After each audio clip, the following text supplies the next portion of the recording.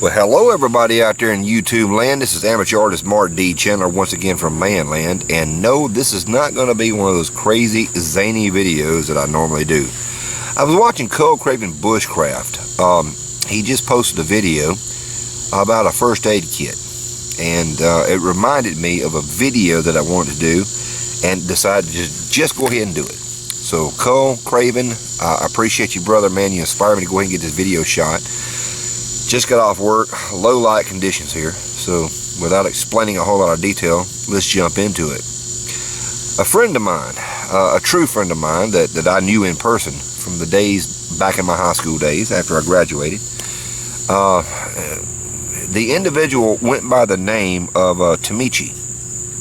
And the reason why we called him Tamichi is because he used to walk up to people and say, "Hi, my name is Willis Thrasher. It's nice to meet you."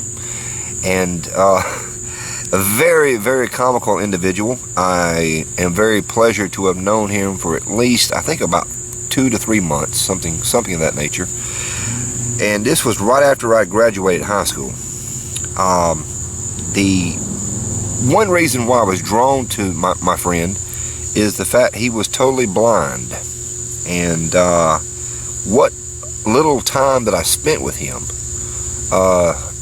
that experience opened up my blind eyes. I'm a gifted person with sight. This individual was not. And just to put a little piece of tidbit of information into your brain to chew on, he and I were sitting there washing dishes at my home. My parents had moved to Florida. Myself and a few other friends had decided to continue the rent on the house that we were at. This is right after graduation, high school that is. And I was washing dishes and he was in charge of drying. And he handed a pot back to me and said, "This is not clean." And I said, "What are you talking about, man?" I said, "This thing's clean." He says, "No." He says, "Stick your hand in there and feel it." And sure enough, when I placed my hand in there, I could tell that it had not been cleaned very thoroughly. I trusted my eyes to see something. Now, look, I can go on forever and ever and ever about my friend Willis Thrasher and a lot of things that he had taught me about not being able to see. And I realized that I was the one with a handicap. Brings me to another story. I went to his home where he was staying. He stayed with his parents at the time. And he invited me into the bedroom where he stayed. And of course, the lights weren't turned on. And I'm walking in total darkness. And I'm like, "Dude, brother, man, hey, I can't see where I'm going." He says, "I'm sorry, I forgot that you were handicapped." And so he turned the light on for me. There's a lot of innuendos that I would love to share with you guys and gals out here on YouTube.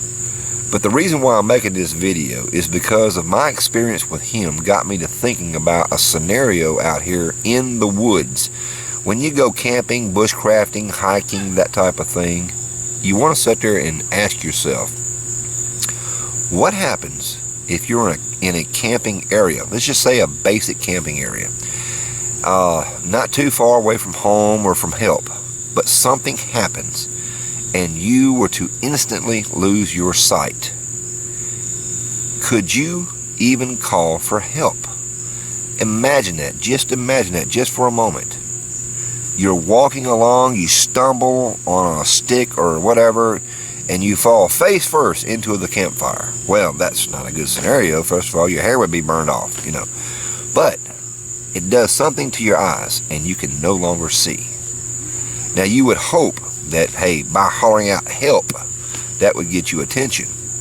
And that may not always be true, even in a park type of area. You may be the only one there for that day or that night. Can you use your cell phone to call for help? That was my first instinct.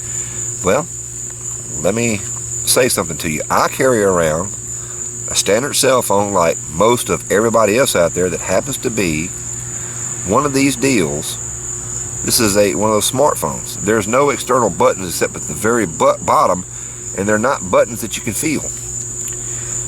How could I, being totally blind, know how to operate this cell phone. Now, some of you may actually have yours up to where it is voice activated. I don't know much about cell phones, but I'm telling you right now, I were to bet that the majority of you guys and gals out there do not have that feature enabled. I know in order to turn mine on, once I click this button, I can feel the button. I have to know how to swipe to get the cell phone activated. And you see right there, it is not activated because I didn't swipe correctly. If I'm blind, I can't tell that. Just something for you guys and gals out there to YouTube to think about. I would recommend, after thinking about it very heartily, is something like the old-fashioned touch the buttons that you felt. Because there's a certain button on there that's probably one of those speed dials, or you can have it set up on speed dial to where you can call emergency 911 to get some help towards you. But that's one real case, one little tidbit of thought just for you to think about. Until next time, amateur artist Mark D. Chandler from Manland. Y'all take them easy and take them care. Bye-bye now.